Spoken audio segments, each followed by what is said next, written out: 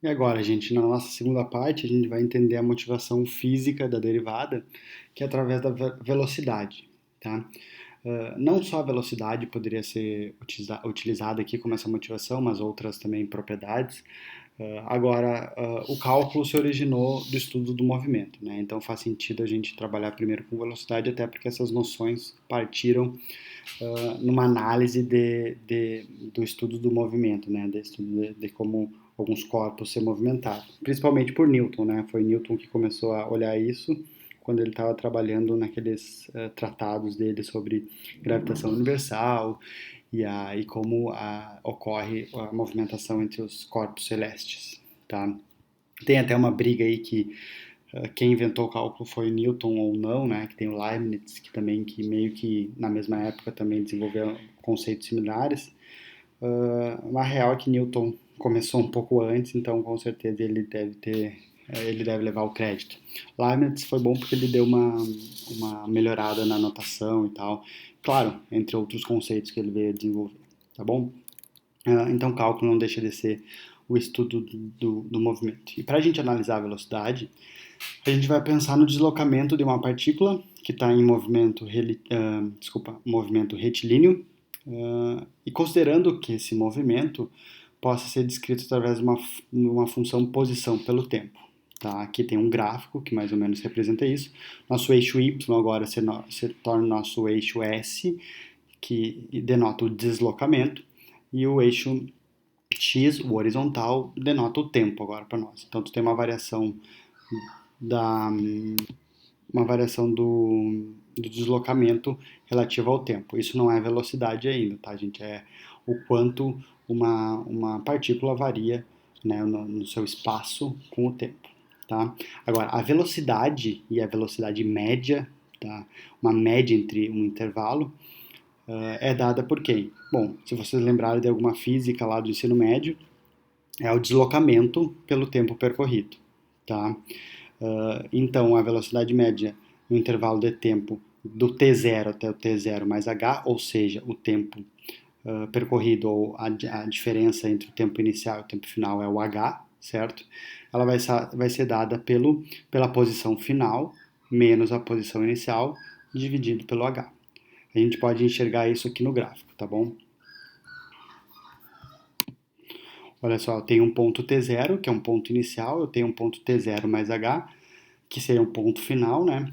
A diferença entre esses pontos é exatamente o h, porque eu só acrescentei h, o h é um incremento no t0, tá? E no ponto da curva do t0 é a f de t0, e o ponto da curva no t0 mais h é o f de t0 mais h, tá? Então, basicamente o que eu tenho é a divisão do deslocamento pelo tempo percorrido. Isso é aquela notação clássica da velocidade, exatamente isso que eu falei, né? O deslocamento pelo tempo. Tá, gente? Só lembrando que esse h ele é sempre positivo, tá? Ele é sempre positivo, porque ele é um incremento, como eu acabei de falar, né? Ele é um incremento, ele é um valor que aumenta relativo a um tempo inicial. Então, o que essa fórmula me dá é a velocidade média, ou seja, a média da velocidade dessa partícula no intervalo de tempo. O que é uma velocidade média? Só para a gente ter uma noção. Imagina que o transporte lá de ônibus da Unicinos depois da aula sai às 10h30 e chega à meia-noite e meia no destino. Tá? A gente pode pegar a distância percorrida, sei lá, 200 quilômetros, dividir pelas 2 horas e a gente tem a velocidade média, ou seja, sei lá, daria algo próximo de 100 km por hora. Tá? Só que isso não quer dizer que o ônibus andou a 100 km por hora todo minuto, ou toda hora, ou todo tempo, todo o tempo discreto. Não, quer dizer que a média foi de 100 km por hora. Tá? E o que a gente vai querer calcular agora é exatamente esse tempo ou essa velocidade instantânea. Então, qual é a velocidade ou qual seria a velocidade do meu ônibus num tempo específico e não no intervalo de tempo, tá? Não nessa situação de qual foi a velocidade do ônibus que se deslocou 200 quilômetros em 2 horas. Não, eu quero saber qual é a velocidade desse ônibus no tempo tal, num tempo específico. Isso é o que se chama velocidade instantânea, tá? Ela é diferente da velocidade média, é bem importante salientar isso. E ela é calculada também através de um limite, tá? Porque eu não estou mais interessado no intervalo, eu estou interessado no ponto t0. Imagina que eu quero a velocidade instantânea naquele t0 ali que aparece para gente. Então eu não quero mais entre t0 e t0 mais h. E o que eu posso fazer é pegar e transformar o intervalo t0 até o t0 mais h simplesmente no ponto t0. Como é que eu faço isso? Eu faço aquele h, o incremento, se tornar zero. Eu faço o h tendendo a zero. Porque se eu fizer o h tendendo a zero, o intervalo vai se tornar tão pequeno, tão pequeno, tão pequeno, que ele se torna o próprio ponto t0. Tá, gente? Imagina, o h é positivo, né? Então, quando eu faço o h tender a zero, aquele t0 mais h se torna quem? O t0, o próprio t0. Tá? Então, o nosso intervalo se torna um ponto. E como é que eu fiz isso? Então, eu peguei algo que estava definido no intervalo e eu fiz isso tender a zero, ou seja, esse incremento h tender a zero. Então, a velocidade instantânea, na verdade, ela é o limite das velocidades médias quando h tende a zero. Em outras palavras, a VI, velocidade instantânea, é o limite quando h tende a zero da f dt0 mais h menos f dt0 dividido por h. Olhem que essa fração é exatamente a mesma fração da velocidade média. Tá? Só que eu tenho um limite na frente. Se eu tenho um limite, eu tenho a operação do limite e eu preciso calcular esse limite para ter de fato a velocidade instantânea. Tá? Então a gente teve duas coisas, velocidade instantânea e velocidade média. São duas propriedades diferentes. Tá? Uma tem um objetivo e a outra tem outra. E a única que está no nosso interesse, ou no interesse que vai nos levar à derivada, é exatamente a velocidade instantânea. Apesar de que essa deriva da velocidade média. E aí aparece já um porquê do nome derivada, né? Porque a velocidade instantânea deriva de uma velocidade média. Vamos pensar no exemplo, então? Então, considere que a posição de uma partícula está descrita como na figura ao lado. Lá embaixo da figura vocês têm a fórmula da função S em função do tempo, que é 1 mais 5t menos 2t ao quadrado. Tá? Então, essa é aquela função f que a gente está falando, ou ela é simplesmente a função s. Tá? Então, eu quero saber qual é a velocidade instantânea no tempo 2 segundos. O que a gente precisa, né? A gente vai precisar saber, além do t0 igual a 2, né, que é uma informação que o exercício dá, eu preciso saber qual é o valor da função no ponto. Se vocês olharem no gráfico ali, ó, o ponto 2 está combinado com o ponto 3, então eu já posso concluir que S no tempo 2 é 3. Mas eu posso simplesmente substituir na fórmula, tá? Na forma da equaçãozinha da minha função e encontrar de fato o 3, tá? Como a gente fez aí. Então a velocidade instantânea, usando a nossa fórmula que a gente acabou de obter, é dada por quem? O limite, quando h tende a zero, da f dt0 mais h menos a f dt0 por h. Notem que t0 é um número que eu conheço, a f, que é simplesmente a minha s, certo? É a função que eu conheço, tá? E quem é h, né? H é uma variável nova, na verdade. H é a variável do limite, tá? Se tu for ver, é limite quando h tende a zero. Então, essa função toda vai estar em função de h, tá?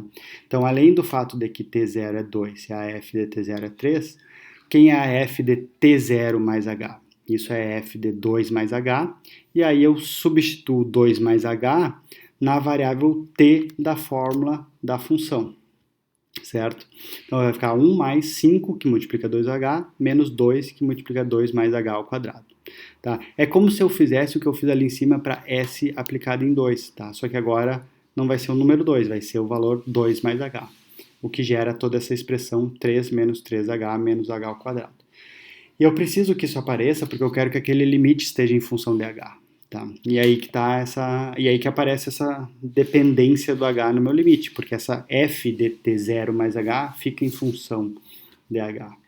Certo? Então, voltando à nossa velocidade média, que é o limite quando h tende a zero da f de t0 mais h menos a f de t0, dividido por h, eu substituo os valores que eu obtive, né? F de t0 mais h eu acabei de calcular é 3 menos 3h menos h ao quadrado, tá? A f de t0 eu sei quem é, calculei é 3. Tudo isso dividido por h, Eu posso simplificar, né, aquele 3 menos 3, sobra, e botar o h em evidência, sobra então no numerador h, que multiplica menos 3 menos h, simplifico os valores do h, o meu limite então é menos 3. O que significa isso? Significa que a velocidade daquela partícula no tempo, ela é a velocidade instantânea, então exatamente no tempo igual a 2, a velocidade da partícula é 3. 3 negativo, né? Quer dizer o quê? Quer dizer que eu estou tendo uma desaceleração dessa partícula, certo? Nesse ponto, eu tenho um menos 3 ali, então como é a velocidade instantânea naquele menos 2? Ela é negativa, eu tenho um processo de desacelerização. E faz sentido por quê? Porque o ponto 2, o ponto onde o tempo é 2, a função da curva ali, ó, aquela curva azul que está no gráfico que vocês estão olhando, ela já está diminuindo a sua posição. Né? A posição dela está diminuindo. Por exemplo, lá no topo ela tinha uma posição 4, mas quando eu estou no ponto t igual a 2, eu tenho uma posição 3. Então eu estou diminuindo a posição, eu tenho que desacelerar, eu tenho que diminuir a minha velocidade para conseguir mudar minha posição. Tá? Então, usando esse limite, eu descubro que a velocidade instantânea da partícula descrita por essa função, né? É importante que saliente que a partícula foi descrita por essa função. Então, isso aí tudo dá menos 3, tá bom? E para finalizar, gente, já que a gente teve duas noções até agora, qual é a relação entre a reta tangente e a velocidade? Né? A gente obteve uma fórmula para calcular a reta tangente e a gente obteve uma fórmula para calcular a velocidade instantânea. E se vocês forem olhar, elas são um pouco similares. Né? A fração e tal tem um limite ali, é algo muito parecido. Tá? Na verdade, elas são exatamente a mesma coisa. Essa fórmula do limite ela é igual, ela é calculada da mesma maneira nas duas formas. De que jeito? Faz x menos x0 igual a h, ou seja, faz o teu denominador da inclinação da reta tangente ser igual a h. Tá? Se eu fizer isso, eu consigo substituir o meu x0 por x menos h, meu x por x zero. Aqui ficou o t0, né? Mas considera que na outra forma vai ser o t0, tá? Então eu isolo x, eu ficaria com x igual a x0 mais h, tá? E aí eu substituo onde tem x por x0 mais h. Eu vou ficar com f de x0 mais h menos f de x0 dividido por h. Tá? E o limite, bom, quando x tende a x0, imagina, x está tendendo a x0, quer dizer que o h está tendendo a zero, né? Porque se x tende ao x0, quer dizer que x está se tornando x0. Quando x se torna o x0, x0 menos x0 é é zero, certo? Então, quando x tende ao x0, h tende a zero. Então, essas duas fórmulas ali que estão no quadro, elas são equivalentes. Elas estão, na verdade, é a mesma fórmula. Eu estou usando a mesma fórmula para calcular duas coisas diferentes. Tá? E tem mais uma coisa que a gente vai usar com uma forma parecida dessa, que é a noção de taxa de relação, que é o objetivo da nossa próxima parte da aula. Tá? Então vai ficar aí um exercício já para vocês desenvolver a partir desses conceitos de velocidade instantânea. Tentem fazer agora e depois dê sequência na aula. Tá?